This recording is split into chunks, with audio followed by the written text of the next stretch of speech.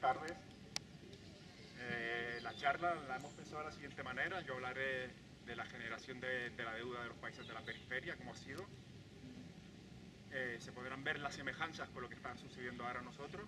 Y Omar expondrá el caso europeo y el español más concretamente, y después yo haré una conclusión sobre todo lo que puede significar esto de la deuda. Para empezar, yo voy a empezar hablándoles de dos historias que han sucedido en estos 50, 60 años después de la Segunda Guerra Mundial. Una es una historia de grandes esperanzas y otra es una historia de la infamia. Después de la Segunda Guerra Mundial se produjo un proceso geopolítico bastante interesante, que fue los movimientos de liberación nacional por parte de África y el sudeste asiático. Esto hizo que una gran cantidad de países consiguiesen su independencia. Estos nuevos países que estaban conformando como estados dentro del mundo, llegó a un equilibrio geopolítico que fue expuesto por un economista francés que se llamaba Alfred Saudi. Escribió un artículo que se llamaba Un planeta, tres mundos, donde se refirió por primera vez a este conglomerado de países como países del tercer mundo. Esta denominación de tercer mundo últimamente ha sido bastante degenerada, ¿no? O sea, se hablan de países de tercermundistas como si fuese algo malo. Pero realmente Saudi lo hizo de una forma bastante concreta. Quiso hacer una analogía con la Revolución Francesa. En 1789 había un primer, un segundo y un tercer estado. Y eso es lo que hizo Saudi. Hacer la semejanza para decir que había un primer, un segundo y tercer mundo. Un primer estado comprimía a un tercer estado. Y un primer mundo comprime a un tercer mundo.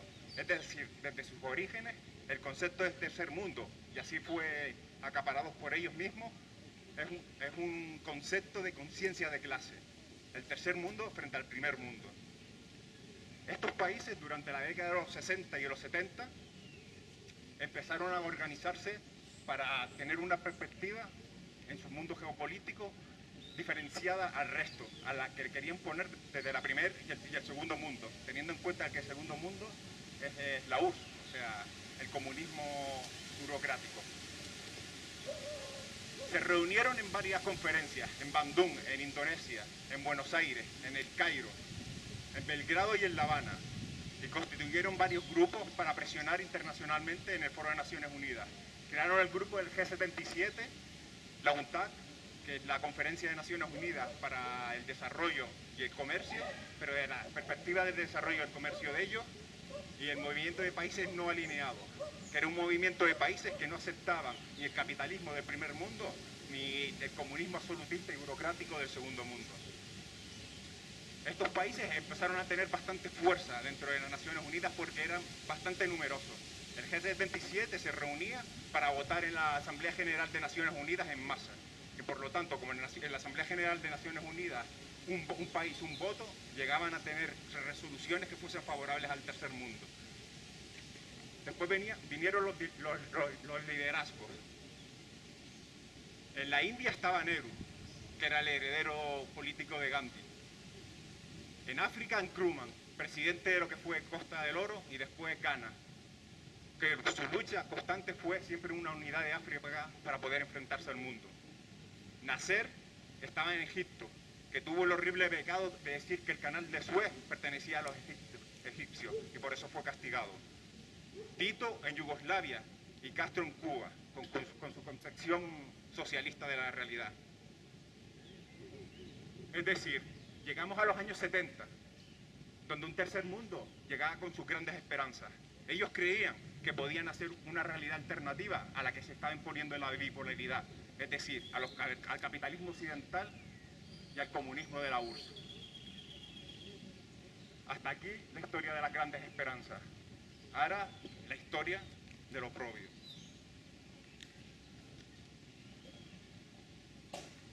En 1973 ocurrió un hecho que podría resultar aislado, y fue la guerra del Yom Kippur.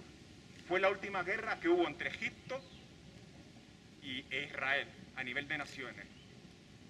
Esta guerra hizo un equilibrio geopolítico regional. Egipto pudo recuperar la península del Sinaí y Siria, los Altos del Golán. Pero hubo un tercer actor que tendría que tener una relevancia absoluta, y fue la OPEP, la Organización de Países Exportadores de Petróleo. En esta guerra entre Israel y Egipto y los países árabes,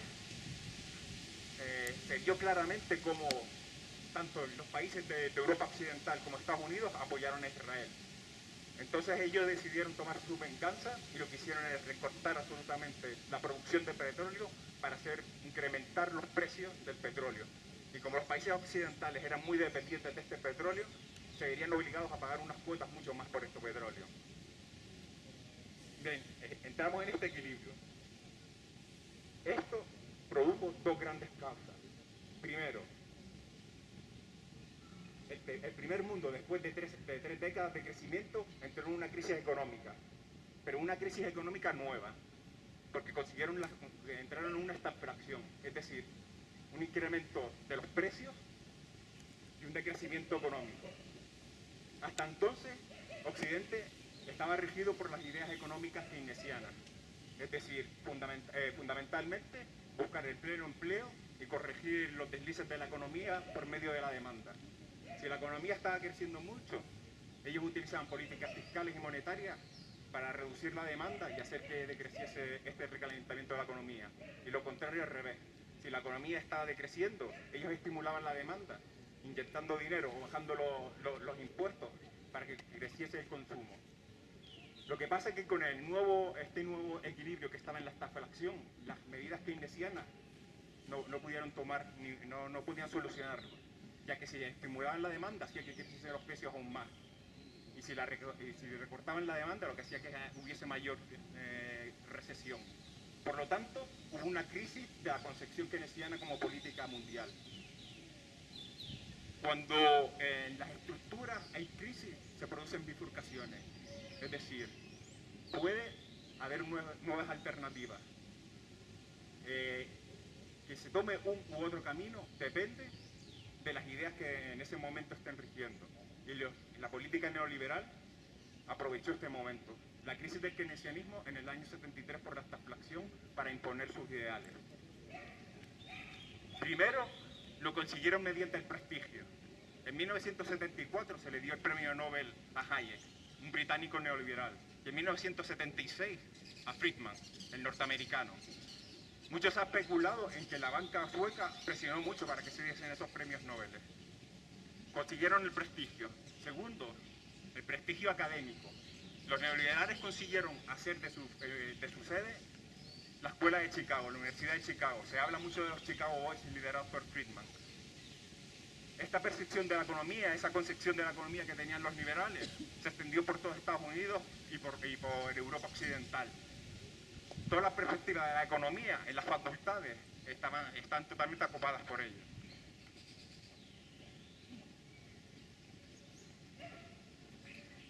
¿Cuál es la búsqueda de la perspectiva neoliberal?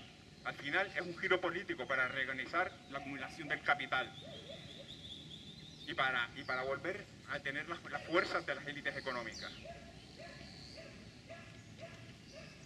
Una vez que habían conseguido el prestigio, gracias a los nobles y el académico, vino el político. Tanto Hayek fue la base para las políticas de Margaret Thatcher y Friedman de Reagan. Primero Nixon y después Reagan. Por lo tanto, se producen las estructuras una crisis. La crisis es una bifurcación y la bifurcación fue aprovechada por los liberales para imponer su ideología económica a nivel mundial. Prestigio académico y conseguir que los estados le hagan caso. Una vez conseguido esto, consiguieron lo máximo, que es influir en las instituciones financieras internacionales, es decir, el Fondo Monetario y el Banco Mundial. En 1980 ya las políticas keynesianas fueron abandonadas por estas organizaciones y el consenso de Washington fue el que impuso ya su idealismo. Pues bien, estamos a finales de los años 80. Vemos que el neoliberalismo se hace con la política económica mundial, consecuencia de la crisis del keynesianismo, consecuencia de la crisis del petróleo. Eso es uno de los factores. Segundo factor, La crisis del petróleo hizo que una gran cantidad de dinero fuese hacia los países árabes.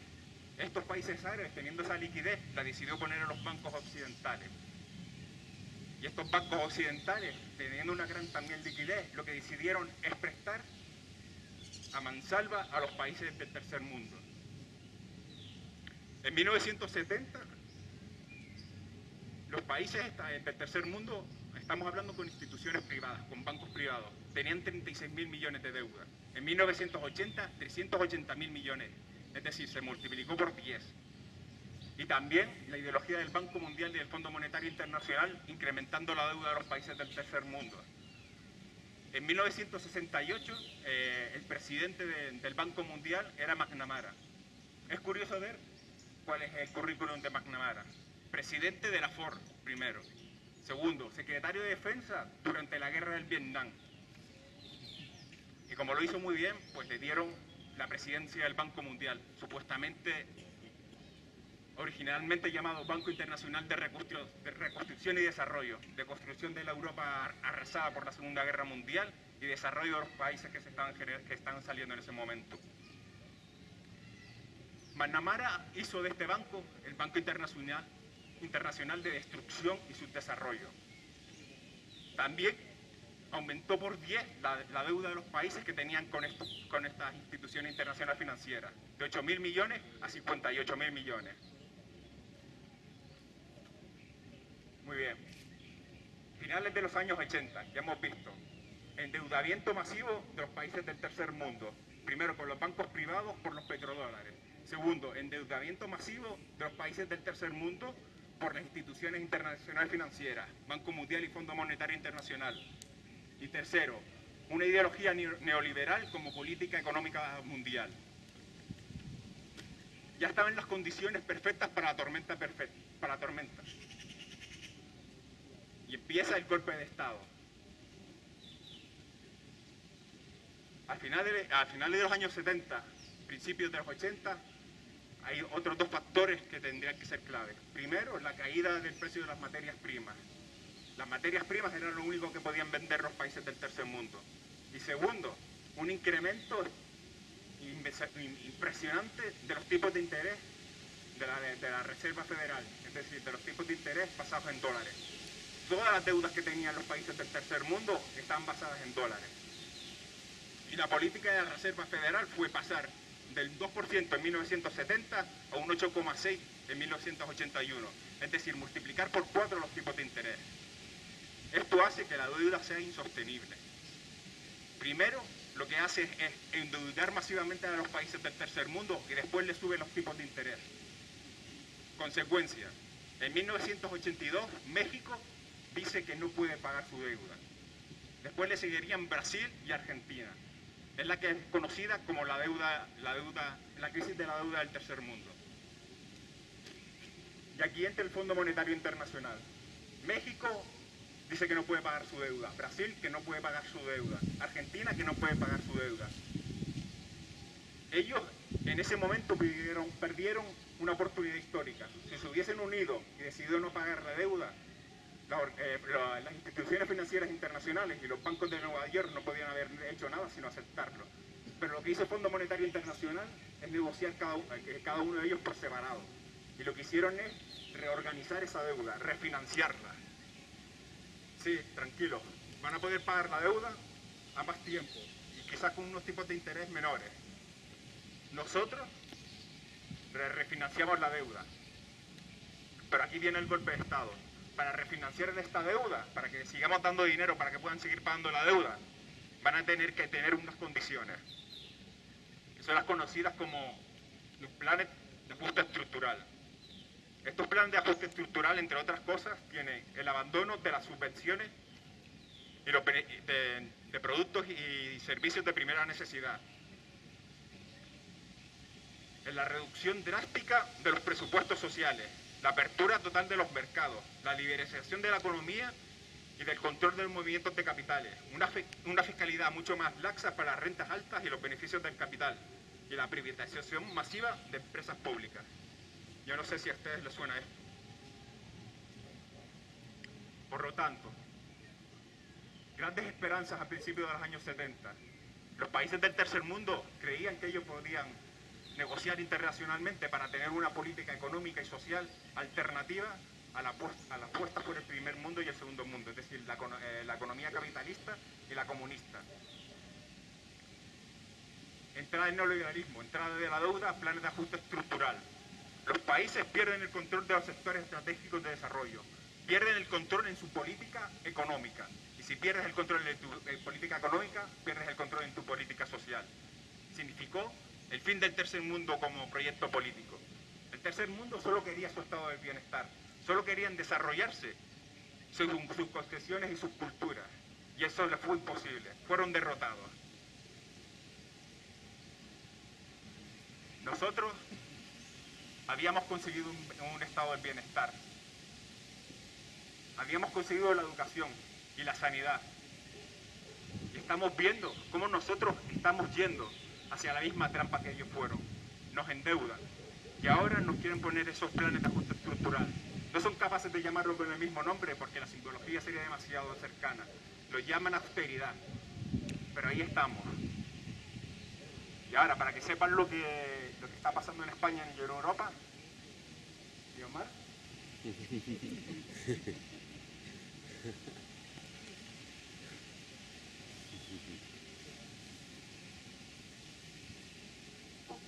Hola. ¿Me los... ¿Así? ¿Vale? Bueno, para afrontar el análisis de la deuda, aquí en el contexto español, me gusta utilizar un sistema que es ir desmontando las mentiras que nos dicen constantemente sobre la deuda. Y la principal mentira es esa que dice que hemos vivido por encima de nuestras posibilidades y por esa razón se ha generado una deuda enorme que ha generado la crisis y por tanto la única solución que queda es apretarnos el cinturón a través de las políticas de recorte de gasto público, de ajuste y de reformas. Bueno, vamos a ver si esto es verdad. Es cierto, esto es cierto que España tiene un enorme problema de sobreendeudamiento. Bueno, según los datos del Banco de España, a finales del 2011, España acumulaba una deuda del 402% del Producto Interior Bruto. El Producto Interior Bruto es el valor económico del conjunto de productos y servicios finales que produce la economía española durante un año. Con lo cual, decir que la deuda es el 400% implica decir que para saldarla tendríamos que dedicar lo que se produce en España, todo lo que se produce en España durante 4 años íntegramente para pagar la deuda que tenemos hoy. Por lo tanto, sí que es cierto que España tiene un problema de sobreendeudamiento. Lo que tampoco se dice demasiado es que ese problema de sobreendeudamiento es un problema general a todas las principales economías mundiales. Os he pasado unos gráficos, en uno de ellos, el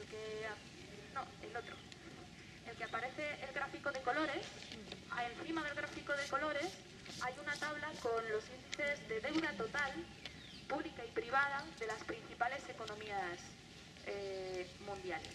Entonces, si os dais cuenta, las primeras es el G7, es decir, Estados Unidos, Japón, Alemania, Reino Unido, Francia, Italia y Canadá. En 2010, la media del G7 de endeudamiento era el 303% del Producto Interior Bruto. En ese año, en el 2010, la deuda de España era el 355% del Producto Interior Bruto. La fuente de este cuadro es el Banco de Pagos Internacionales. Entonces, el problema es global, es sistémico, ¿no? Así que bueno, pues sí, es cierto, España tiene un problema de sobreendeudamiento y es un problema general, a nivel global. Pero ¿quién ha generado esa deuda? ¿Quién se ha endeudado realmente? Aquí, si queréis, os invito a mirar el cuadro de colorines. De un vistazo aparece la deuda que corresponde a la deuda pública, la deuda de las familias, la deuda de los bancos y la deuda de las empresas.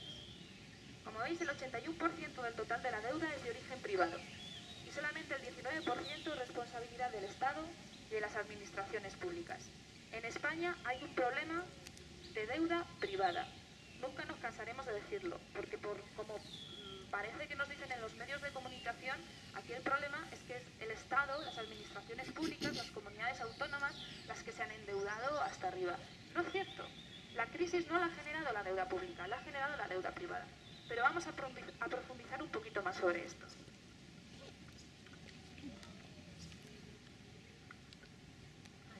Hay un estudio del Fondo Monetario Internacional que cuando me enteré de su existencia lo flipé. Se llama España vulnerabilidades del balance del sector privado y notas técnicas de los riesgos del sector financiero. Bueno, utiliza datos del Banco de España y lo que hace es analizar la deuda privada de las empresas, tanto de las empresas no financieras como de las empresas financieras. Y al final lo que dice es que el 95% de esta deuda, de esa parte del color verde y azul oscuro, la han generado las empresas de más de 250 trabajadores.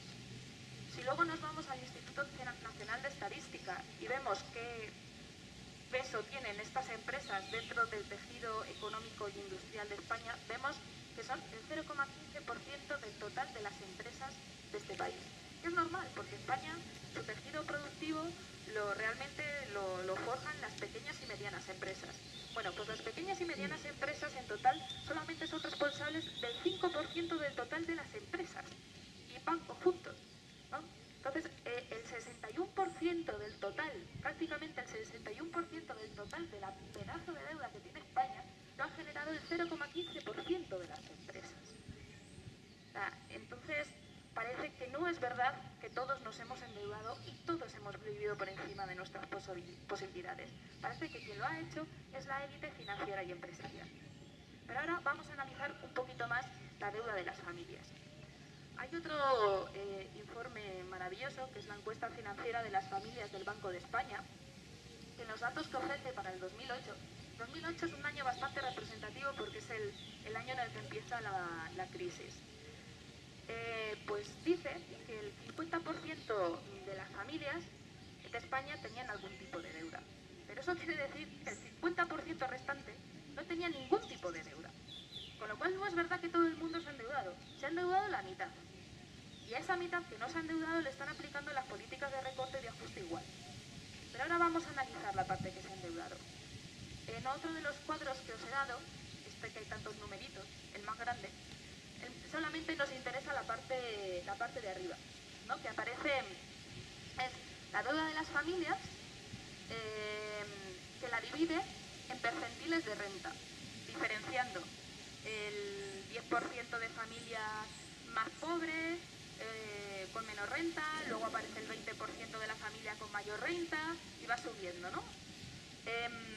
Y aparece en la parte de la derecha el total de deuda que se distribuye por percentil de renta. Bueno, el dato interesante que aparece aquí es que de las familias más pobres, del percentil de renta más bajo, se endeudaron el 16%, mientras que las más ricas se endeudaron el 65%. Es decir, se endeudaron más las que más dinero tenían, y las que menos dinero tenían se endeudaron menos. Y más interesante que esto todavía es el otro cuadro, que ya lo que hace es, se olvida de los que no se endeudaron y se fija solamente en las familias que se endeudaron, otra vez diferenciando por percentil de renta y esta vez diferenciando en qué han utilizado ese dinero. Y aparece la deuda que fue destinada a la compra de primera vivienda, ¿no? De vivienda habitual. Bien, las familias más pobres dedicaron el 73,4% de su endeudamiento en la compra de la vivienda habitual, mientras que las más ricas dedicaron el 42,25%. Es decir, el 50% de las familias de este país no se han endeudado. Se han endeudado más las más ricas, las que más dinero tienen. Y las más pobres, que son las que menos se han endeudado fundamentalmente para comprar la vivienda habitual, que es un bien de primera necesidad. recordemos, en un contexto donde los salarios reales se han mantenido o han disminuido y el precio de la vivienda se ha cuadriplicado por el efecto de la burbuja inmobiliaria. En fin, si es esto vivir por encima de las posibilidades, bueno, porque venga aquí sé que lo diga. Y hay otro punto todavía más interesante, y es la deuda destinada a la compra de segunda, tercera, cuarta vivienda. Y aquí se ve cómo las familias más ricas, del percentil más rico de renta, dedicaron el 42% de su endeudamiento para ello, básicamente lo mismo que se dedica a la vivienda principal, y las más pobres dedican el 11%. Claro, la compra de segunda, tercera, cuarta vivienda sí que está más vinculado a la especulación inmobiliaria, ¿no? Entonces, realmente son las familias más ricas las que más han endeudado y las que más han participado de los beneficios de la propia burbuja inmobiliaria, porque son las que han tenido capacidad para especular. Y vamos a analizar también un poquito la parte de la deuda pública, ese 19% del total de la deuda. En relación al Producto Interior Bruto, a finales del 2011 la deuda pública suponía el 76% del Producto Interior Bruto. Esta deuda sigue estando hoy en día por debajo de la deuda pública de países como Alemania, Francia, Reino Unido o Estados Unidos, países que tienen una deuda pública que está por encima del 80%. Pero es que además, la deuda pública no puede ser el problema porque cuando comenzó la crisis, la deuda pública española era de las más bajas de la Unión Europea, era el 36% del Producto Interior Bruto. La deuda pública empezó a crecer a partir de la crisis y todavía está en unos niveles relativamente sostenibles. Y luego hay otro dato sobre la deuda pública que también me parece muy interesante, porque parece que esta deuda pública se ha acumulado por la mala gestión y por lo mucho que han despilfarrado comunidades autónomas y ayuntamientos. Y esto es radicalmente mentira. Una cosa es que haya un problema de gestión de recursos públicos, de despilfarro, de corruptelas y de historias.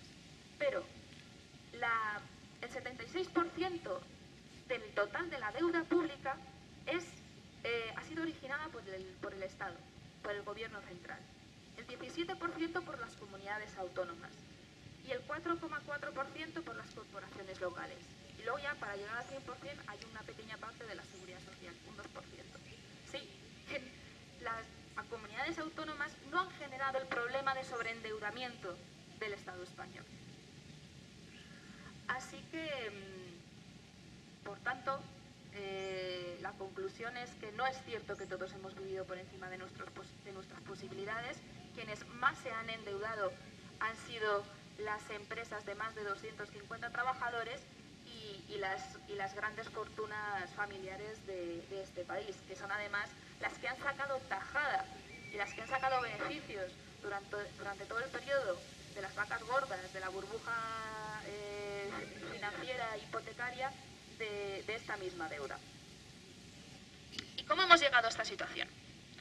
Bueno, hay un aspecto de la deuda que creo que es interesante tener en la cabeza y que me gustaría transmitiros, y es que el endeudamiento forma parte intrínseca del sistema económico en el que estamos. Es decir, si no hubiera sido por este endeudamiento, esta élite financiera, empresarial, no hubiera conseguido acumular los grandes beneficios que han acumulado y que pretenden seguir acumulando.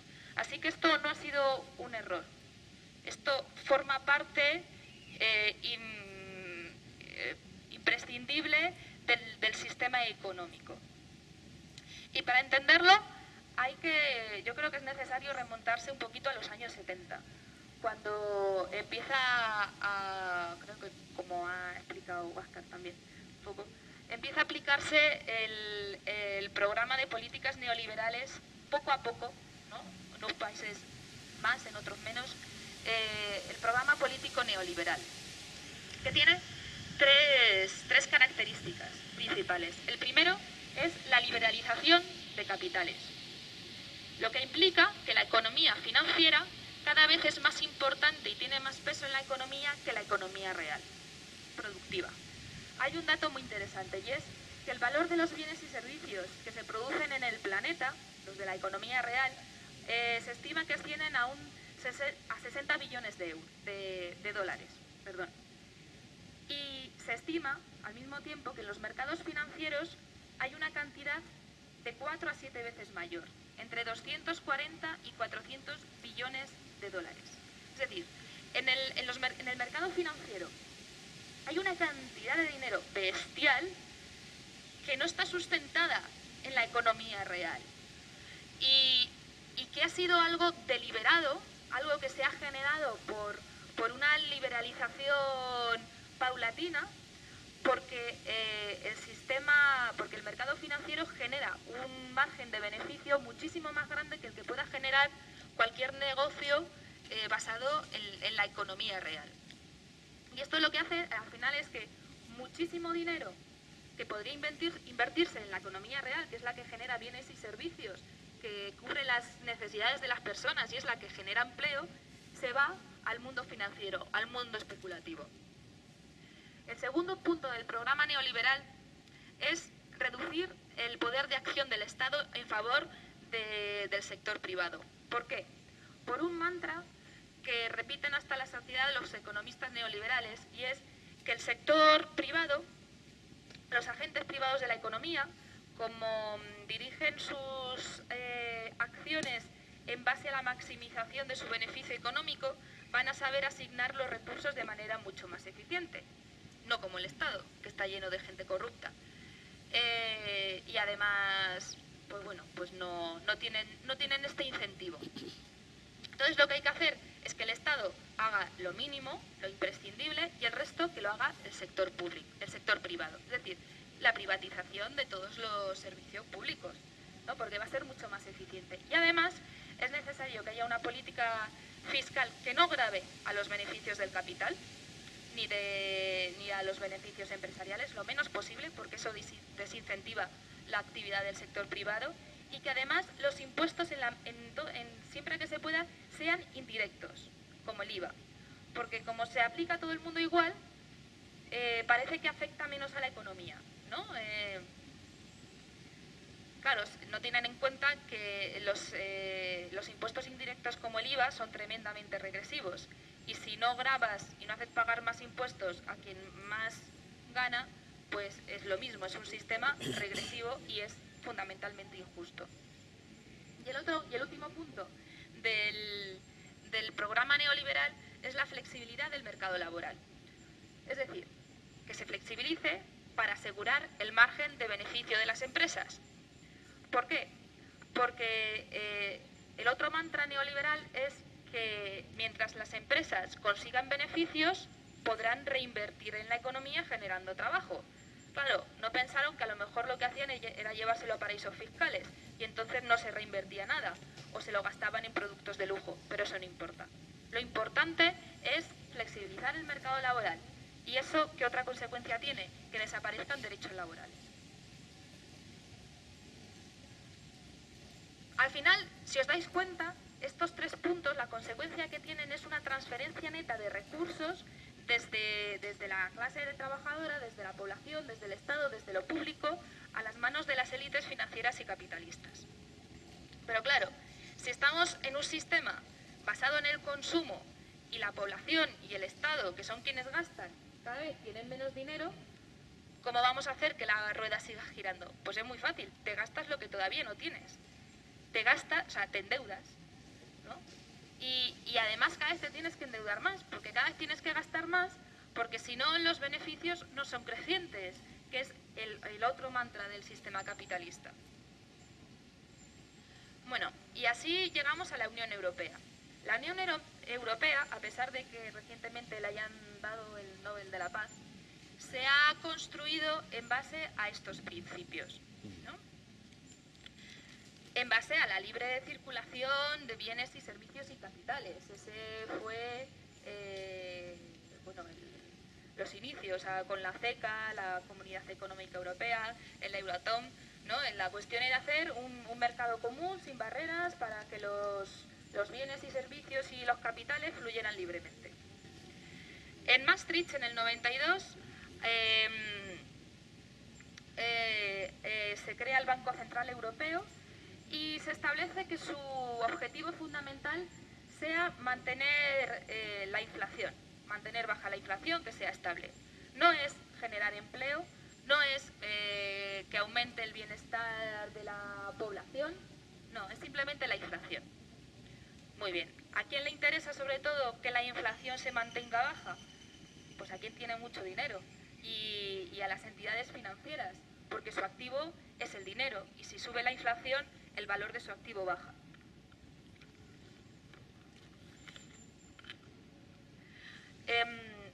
Con Maastricht también se ponen los límites a la intervención del Estado, el 3% del Producto Interior Bruto con respecto al déficit y el 60% del Producto Interior Bruto con respecto a la deuda.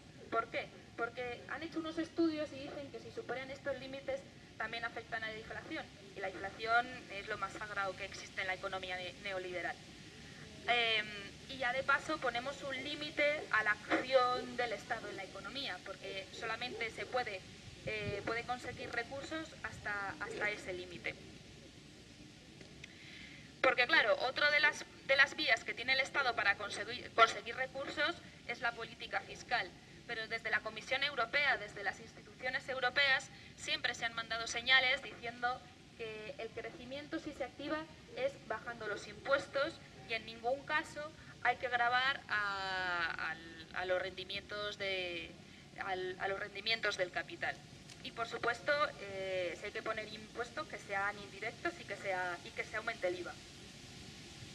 Además, se da el monopolio de financiación de los estados a la banca privada, a la cual el Banco Central Europeo le da dinero al 1% y se lo presta a los estados a un interés superior. Y ya con eso tiene el negocio redondo.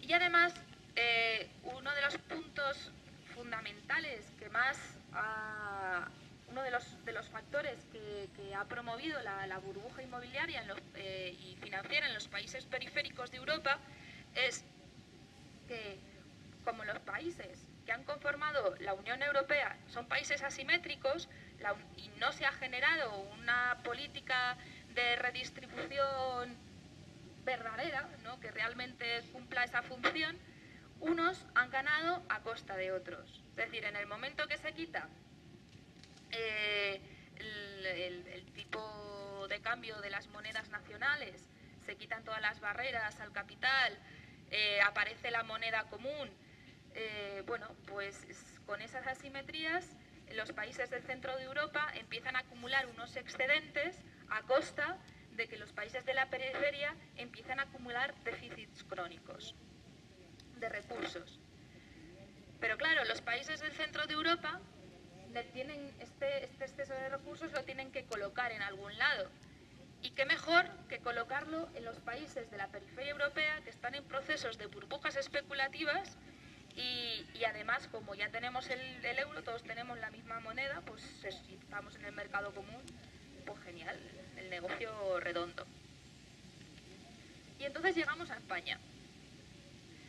La burbuja especulativa, el hecho de que se haya generado este endeudamiento masivo por parte de las entidades financieras y las grandes empresas, se debe a diferentes factores. Yo lo tengo así esquematizado.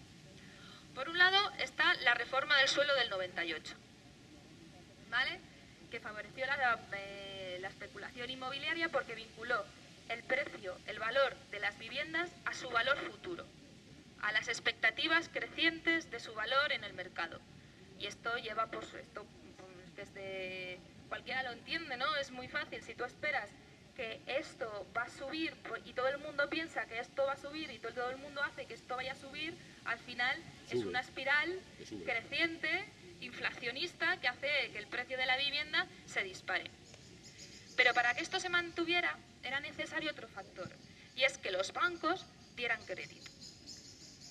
Porque si de repente el precio de la vivienda, con los salarios que había, implicaba que las hipotecas tuvieran que ser a 20, 30, 40 años, era necesario que alguien diera ese dinero, que diera ese crédito.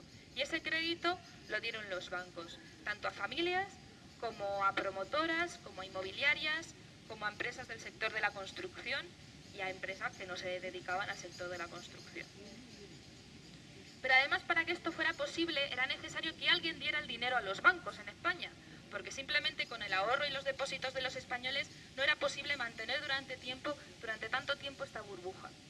Y eso fue gracias a ese dinero que vino de las empresas y de los bancos del centro de Europa, que invirtieron ese dinero en los bancos, obteniendo también una rentabilidad a cambio de eso. Y por supuesto, fue gracias a la desregulación financiera, que mediante una ingeniería financiera tremenda, que con la titularización, ya que si el Estado te da una hipoteca, pero luego esa hipoteca la divide en trocitos y en títulos que va colocando en otros bancos. Y estos a su vez hacen lo mismo, cogen esos títulos y los hacen un paquete y lo venden a no sé quién. Parece que no hay riesgo, parece que se dispersa el riesgo, pero el riesgo estaba ahí, porque al final ese crédito tiene una base real, que es alguien que en un momento dado lo tiene que pagar. ¿Lo va a poder pagar o no? Se olvidan completamente de la base real de la economía. Y así llegamos. Y eso es lo que pasó. Llegamos a un momento donde la burbuja financiera inmobiliaria era muy grande. Y todas las burbujas en algún momento u otro se tienen que pinchar. ¿Y cuándo pinchó? Bueno, pues en el 2007, con la crisis crediticia en Estados Unidos, cuando quiebra Lehman Brothers, que parece que en ese momento todos los bancos del mundo se dan cuenta que estaban haciendo todo la misma mierda, que estaban todos con activos tóxicos que realmente no tenían una base real, que porque habían dado créditos a personas o a empresas que no era tan seguro que lo fueran a devolver, que además el riesgo se había dispersado por todos lados con la titularización de los créditos. Entonces se asustan y dejan de prestarse dinero unos a otros. Y entonces ya no tienen dinero para poder seguir dando la rueda. Dejan de dar crédito. Dejan de dar crédito a las empresas, dejan de dar crédito a las familias. Y entonces, aquí en España, eso es lo que les afectó, la paralización del mercado interbancario. En el momento que ya no dan dinero a las familias para que compren la hipoteca a la promotora y no siguen refinanciando la deuda a la promotora y a la inmobiliaria, para en seco un sector de la economía fundamental, que era uno de sus pilares, que es la construcción, y se va mogollón de gente a la calle. Pero es que además tampoco dan créditos a las pymes. Y eso empieza pues ahora una espiral, pero en vez de hacia arriba, hacia abajo. Y bueno, el resto de la historia ya nos lo sabemos, ¿no? Más paro, no hay crédito, está todo parado.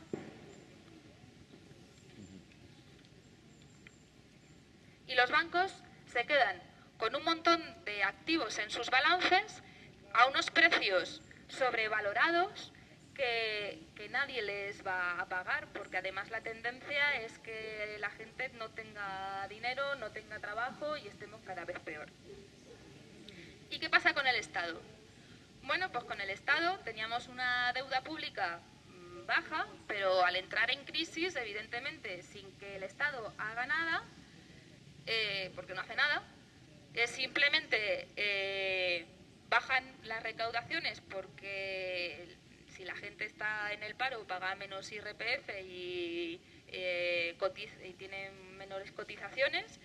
Y por otro lado suben los gastos porque aumentan las necesidades de pagar subvenciones por el desempleo y entonces aumenta el déficit sin hacer nada.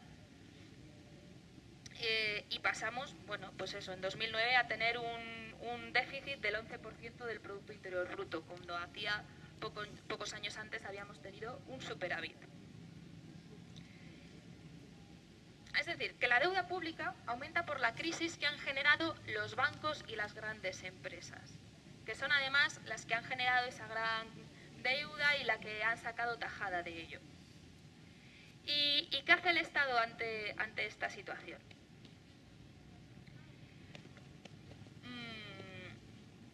O sea, se endeuda, la deuda pública aumenta únicamente por los efectos automáticos de la crisis. Pues no aumenta solamente por eso. Porque el Estado lo que hace con los bancos no es decirles hasta aquí hemos llegado o aplicarles una regulación más exigente, lo que hace es acudir en su ayuda. Les da dinero a través de diferentes instrumentos. Pero ese dinero, ¿de dónde sale? Porque si ya estaban con un déficit muy grande y cada vez la deuda aumentaba más, pues lo que hacen es endeudarse para conseguir dinero, aumentan su propia deuda para dársela a los bancos y que cubran la deuda privada que ellos tienen. Hay uno de los gráficos que os he dado, que son unos de colores, unos de barras, así como esto que hay aquí. Están sacados de un estudio, el informe sobre la legitimidad de la deuda pública de la Administración Central del Estado, de Agustín Turriel.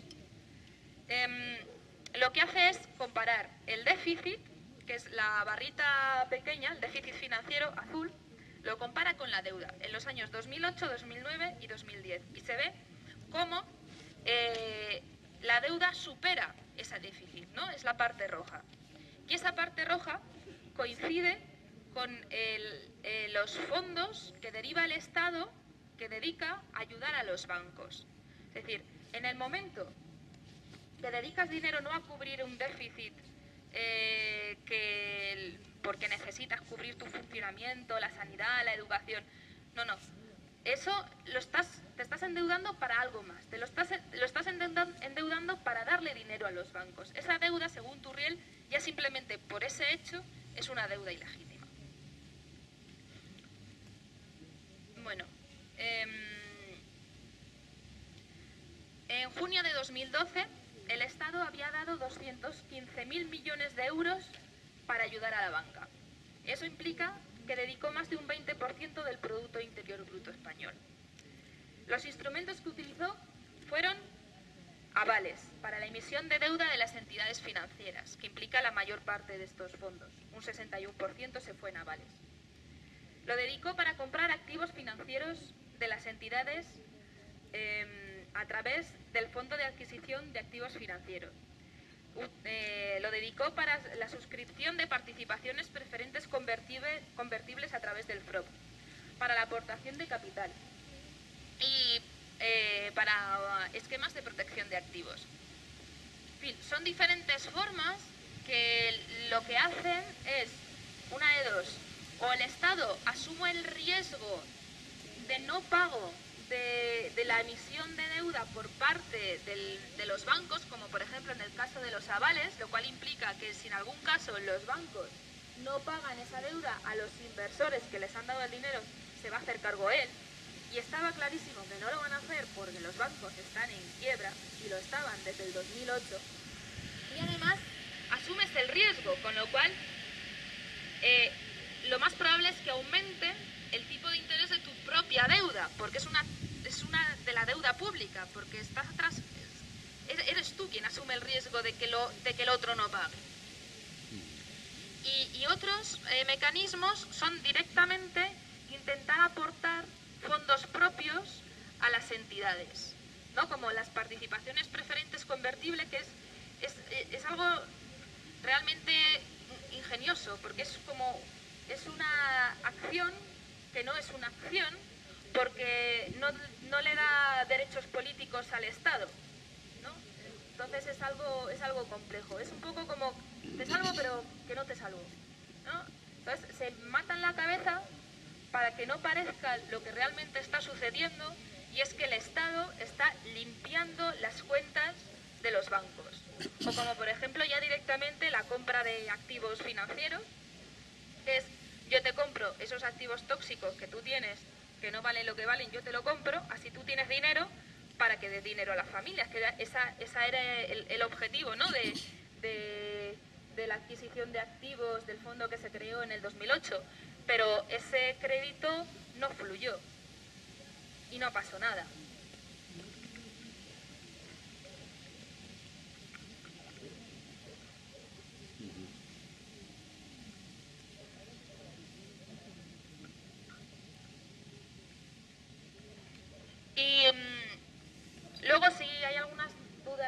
concreta sobre los diferentes sistemas ya lo hablamos en el debate porque es un poco arduo.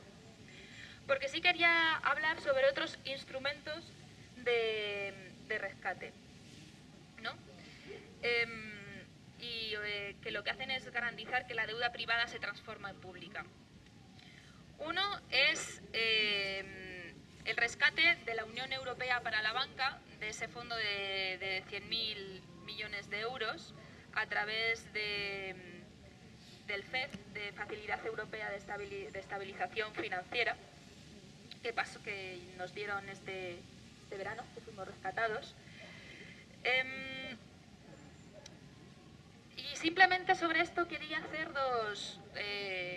aportar dos ideas. El primero es que consiste en sanear los balances de los bancos de activos tóxicos mediante su compra por parte del banco malo, ¿no? O sea, se crea un banco malo con fondos públicos y ese banco malo, ¿no? Que bueno, se gestiona a través del FROB, lo que va a hacer es comprar esos activos que dicen que vale mucho pero que en realidad no vale nada, se lo van a comprar y luego pues nosotros asumiremos esas pérdidas. O sea, en este caso la banca siempre gana y somos nosotros los que estamos comiéndonos las pérdidas que ellos no han querido asumir. Y por otro lado, la condicionalidad. En los rescates de los estados, porque claro, esto se supone que es un rescate para la banca, pero no rescatan a la banca. El dinero se lo dan al Estado, que va a ser siempre el último responsable de devolver ese dinero. Y luego el Estado se lo dará a la banca y luego ya veremos si la banca se lo devuelve, que no se lo va a devolver. Porque las pérdidas que tiene que enjuagar son tan grandes que para generar los beneficios en su actividad normal para devolver ese dinero, o sea, no se lo va a devolver en la vida. Pero es que además, ya no es que nosotros nos quedemos con la deuda, es que nos quedamos con la condicionalidad que imponen las instituciones financieras internacionales que nos han dado ese dinero. Y en este caso, en el caso del rescate que ya hemos tenido, que ya hemos firmado, la condicionalidad está en cumplir el procedimiento de déficit excesivo, es decir, nos hemos comprometido a que en 2014 vamos a tener un déficit del 2,8% y para eso es necesario hacer recortes, reducir gasto público en otras partidas, en lo que sea, en sanidad, en educación, en gasto social, da lo mismo. Y además, otras condiciones que aparecen en el acuerdo de entendimiento, como sobre el sistema tributario, que en realidad es, pues eso, aumentar impuestos indirectos, lo que luego pasó con la subida del IVA, o seguir con la flexibilidad laboral, ¿no? Continuar con la reforma laboral que ya ha iniciado el Estado. Luego, no puedo dejar de hablar del Mecanismo Europeo de Estabilidad, del MEDE, que ha sido firmado hace muy poquito. Este es un mecanismo nuevo que se han inventado para dar los rescates a los estados a partir de ahora. Ya no va a ser a través del FED, va a ser a partir del MEDE. Y lo que hace es que las condicionalidades todavía van a ser peores. Dice en este tratado que se tendrá que cumplir condiciones estrictas, como por ejemplo ajustes macroeconómicos. O sea, son las mismas palabras que aparecían en el caso de los rescates del Fondo Monetario Internacional a los países de la periferia en los años 80 y 90. Y ya sabemos lo que pasó ahí. Pero es que además dice que se potenciará que los estados que pidan dinero al MEDE, paralelamente pidan dinero también al Fondo Monetario Internacional. O sea, y esto ya es la releche. O sea, ya nos hemos vendido. En el momento ya que está el Fondo Monetario Internacional vinculado directamente a esto, es que es exactamente lo que pasó en América Latina. Y además, por supuesto, estos préstamos tendrán condición de acreedor preferente, excepto los del Fondo Monetario Internacional. O sea, el Fondo Monetario Internacional es el preferente de los preferentes. Tú, si tienes dinero, se lo pagas al Fondo Monetario Internacional. Luego, si te queda, al MEDE. Luego, si te queda, el resto de la deuda pública, porque para eso ya hemos reformado la Constitución y ya hemos dicho que es lo que hay que pagar. Y luego ya si nos queda dinero, nos lo gastamos en educación, en sanidad o en gasto social.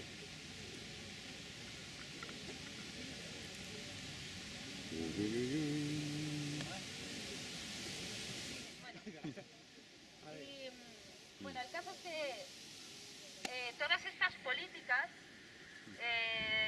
el rescate de la Unión Europea, la firma del MEDE, la reforma de la Constitución, son políticas que no han sido elegidas democráticamente por la ciudadanía.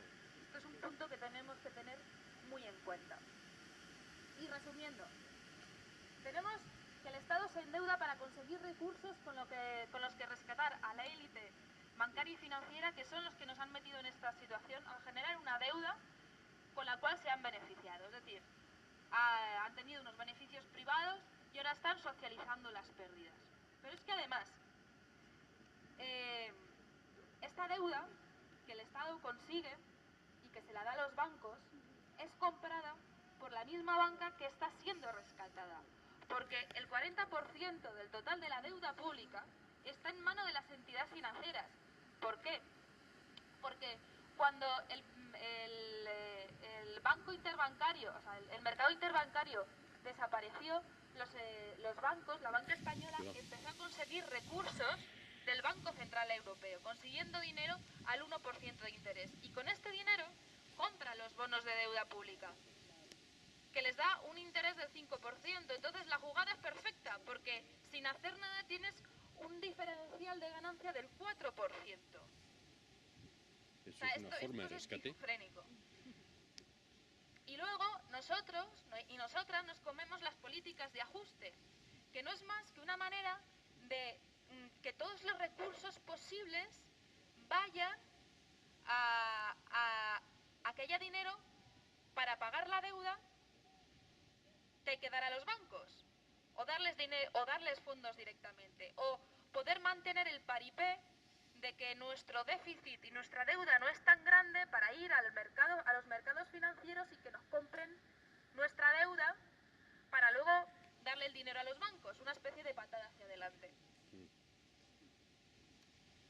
Y por estas razones, desde la plataforma consideramos que esta deuda es ilegítima, porque es una deuda generada por una minoría, que ha dado beneficios a una minoría, en contra de las necesidades y del bienestar del conjunto de la población, que además ahora mismo nos están haciendo pagar esta deuda por unos procedimientos que no son en absoluto democráticos, mediante unos procedimientos que lo que han hecho es robarnos nuestra soberanía, que es un derecho fundamental de los pueblos, porque los están llevando a cabo instituciones supranacionales. Y por eso es legítimo decir que no pagamos esta deuda. Y desde la plataforma, la alternativa que presentamos es hacer una auditoría ciudadana, que es algo parecido a lo que hemos hecho hoy, pero más y mejor, ¿no? Poner negro sobre blanco qué es lo que ha pasado, quién se ha endeudado, por cuánto, a quién ha beneficiado, quién lo está pagando. Y en el caso de que se cumplan los criterios de que ha sido una deuda que ha dado beneficios a una minoría y que lo está pagando la mayoría de la población en contra de sus intereses mediante procesos no democráticos y no justos, pues entonces es una deuda a todas luces ilegítima. Y además también, como algunos sabréis, está el concepto de deuda odiosa, que tiene también tradición jurídica internacional y que es una herramienta que también vamos a poder utilizar. Y bueno, y para eso necesitamos colaboración y apoyo de todos y de todas, así que os invitamos a participar en la plataforma, que nos reunimos los martes a las 7 en la Plaza del Carmen. Nos vamos a reunir el próximo día 16 y entre todas y todos lo conseguiremos. Así que no debemos, no pagamos. Mucho más natural.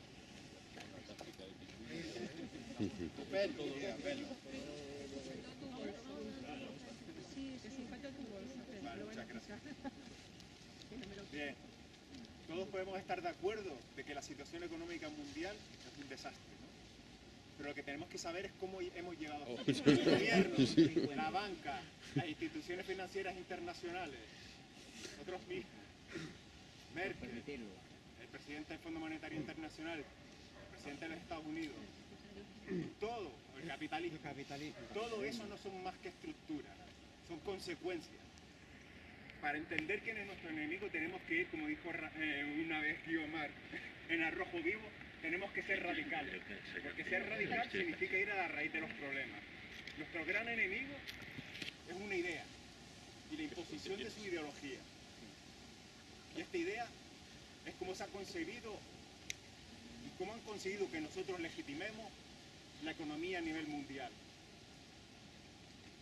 Para entender cómo se ha desarrollado históricamente esto, lo voy a enfocar de dos formas.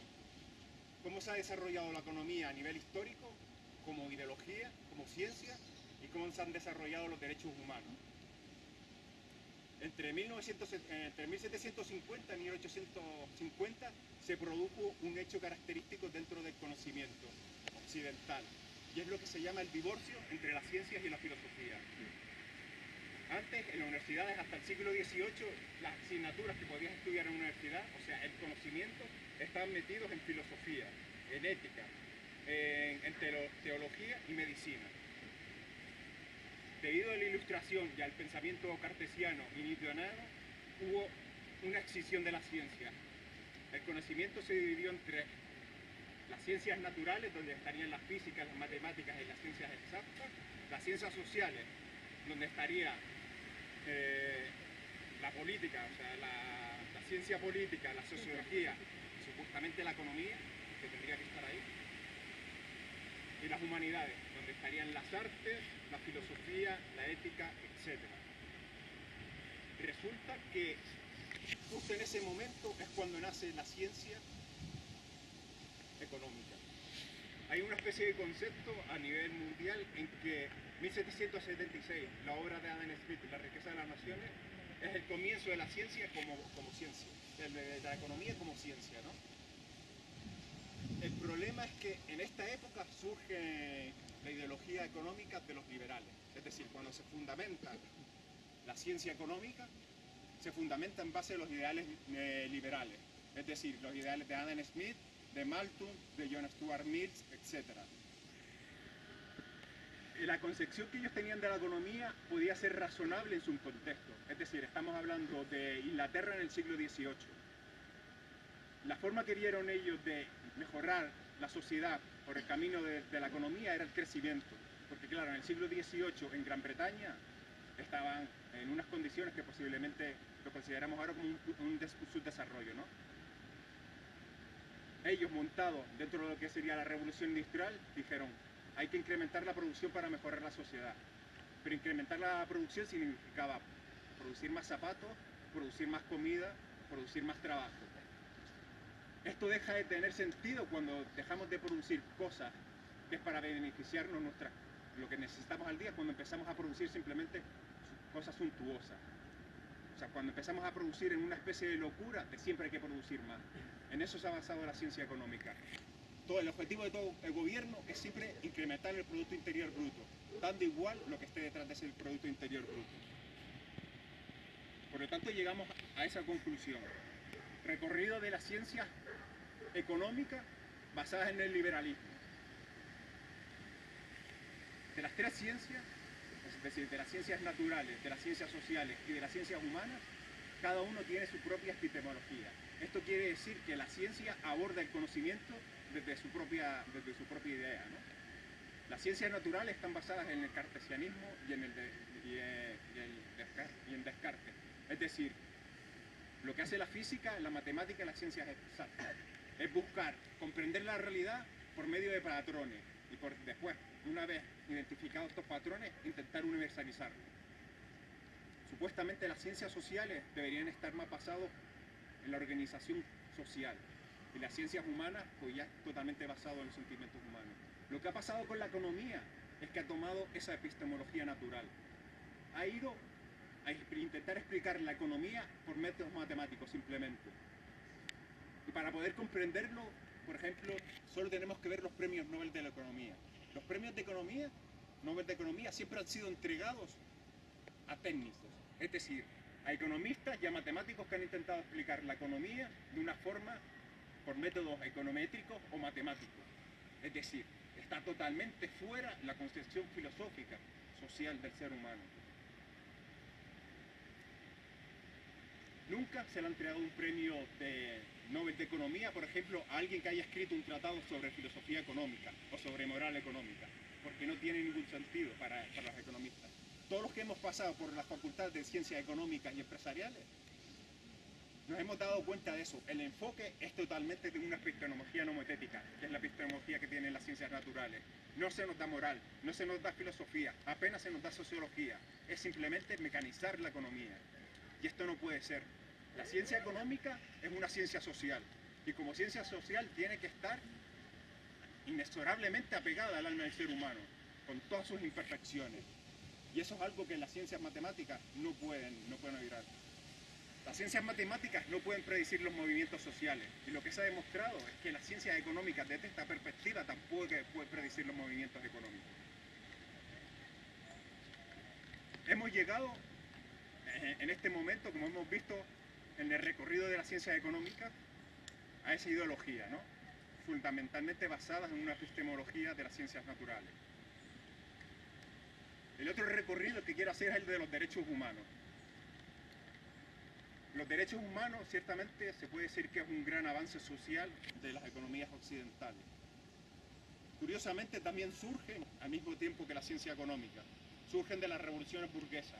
De 1776, curiosamente el mismo año de la publicación de Adam Smith de la riqueza de las naciones, que es la Declaración de Independencia de los Estados Unidos y la Declaración de los Derechos del Hombre y del Ciudadano, de 1789 de la Revolución Francesa. Y ya empezaron mal, ¿no? Declaración de los Derechos del Hombre, no de la mujer, y del ciudadano, es decir, se quedaban fuera los que eran extranjeros y los que no pagaban impuestos. Primeramente, se formularon unos ciertos derechos burgueses, que serían los derechos de primera generación, que son los derechos civiles y políticos. El derecho a manifestarse, el derecho a tener una voluntad política, el derecho de libre expresión, el derecho a tener un Estado que gobierne bajo la soberanía del pueblo. Estos derechos fueron promulgados por los burgueses porque querían obtener el poder político. Ya tenían el poder económico y querían obtener el poder político. Transcurrieron los años y después de la Segunda Guerra Mundial surgieron los derechos de segunda generación, es decir, los derechos económicos, sociales y culturales, el derecho a la alimentación, el derecho a la seguridad, el derecho a la sanidad, etc. 1948, Declaración Universal de los Derechos Humanos. Universalmente declarado y universalmente violado. Si vemos la estructura de cómo se han desarrollado los derechos humanos, lo podemos ver clara. De todos los derechos que han sido proclamados, simplemente solo hay un derecho que ha sido protegido desde la estructura de los estados, y es el derecho de la propiedad privada. Cuando hay una confrontación entre derechos, siempre vence el derecho a la propiedad privada. Y ahora mismo lo podemos ver muy fácilmente en el África Oriental, donde los chinos están comprando millones de hectáreas de terreno en contra del derecho de la soberanía alimentaria de los pueblos del África Oriental. Así hemos llegado. Vemos dos cosas: una economía totalmente desligada de la humanidad y unos derechos humanos que prevalecen ante todo la propiedad privada. Y esta propiedad privada está estructurada de los estados, desde los mismos estados. De todos los derechos globalmente solo se respeta el de la propiedad privada. Lo peor de todo es que, y en esto estoy de acuerdo contigo, el enemigo también somos nosotros. ¿Por qué? Porque hemos legitimado este Estado, hemos legitimado esta evolución de la ciencia económica y de los derechos humanos.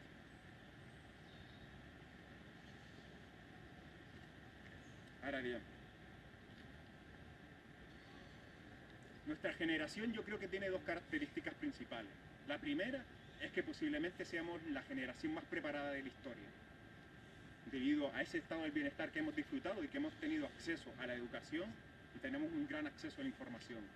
Y segundo, También debido a ese estado del bienestar, nuestra generación no está preparada para la lucha, nunca ha luchado, se lo han dado todo. Y eso es lo que tenemos que aprender, es la lucha. La conciencia está bien, podemos ser conscientes de cuál es la situación mundial ahora. Cualquiera que tenga un poco de estímulo o de curiosidad puede ir a recoger los datos, ¿no? Y podemos ver cuál es la situación a nivel mundial. En un planeta de 7.000 millones de personas, según la FAO, que es la Organización de las Naciones Unidas para la Agricultura y el Comercio y la Alimentación, se produce comida para 9.000 millones de personas. Sin embargo, 1.000 millones de personas mueren de hambre. En un planeta de 7.000 millones de personas, 3.000 millones de personas están condenadas a vivir en absoluta pobreza. Tienen que sobrevivir con menos de $2 al día.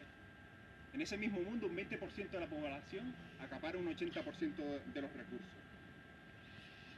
En un estudio realizado por la UNESCO, el PNUD, que es el Proyecto de Naciones Unidas para el Desarrollo, UNICEF, la Organización Mundial de la Salud y curiosamente el Banco Mundial, se llegó a la conclusión que invirtiendo 80.000 millones durante 10 años, es decir, un total de 800.000 millones en 10 años, se podía erradicar la pobreza en el mundo. Es decir, universalizar la sanidad, universalizar la educación, erradicar la mortalidad infantil y erradicar el hambre en el mundo. 800.000 millones en 10 años. En 5 años que llevamos de crisis financiera, se han dedicado, y estoy siendo muy corto, como mínimo 5 billones con B de dólares. Es decir, en 5 años se han invertido para salvar a las élites financieras 5 billones. En 5 años se podía haber erradicado la pobreza en el mundo 6 veces.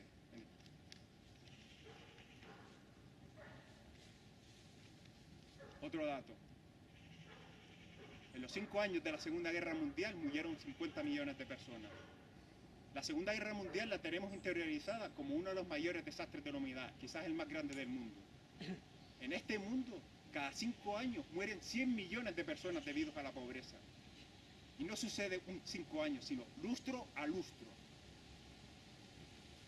Eso es lo que nos hace tener conciencia. Tenemos conciencia y podemos ver eso. El problema, lo contradictorio y lo doloroso, no es tener conciencia. Se puede tener conciencia, saberlo y pasar. El problema es tener conciencia, pero también tener corazón. Es tener conciencia y tener alma. Es tener conciencia y tener unos valores que estén fundamentados en el amor a la vida. Y si realmente nosotros somos así, nos tenemos que preguntar, ¿qué demonios han hecho ellos para que nosotros legitimemos este sistema? ¿Cómo hemos permitido que la humanidad llegue a este punto? ¿Cómo podemos permitir ahora que encima todo lo que haya pasado nos vaya a pasar a nosotros? ¿Cómo podemos permitir que reduzcan los presupuestos de educación y de sanidad en nuestros países? ¿Cómo podemos permitir que se le nieguen a los extranjeros que no tienen papeles la sanidad? ¿Cómo podemos permitir que hayan desahucios de forma masiva? Simplemente por el derecho de la propiedad privada, porque la deuda es un activo financiero y ejercer ese activo financiero simplemente es ejercer una propiedad privada.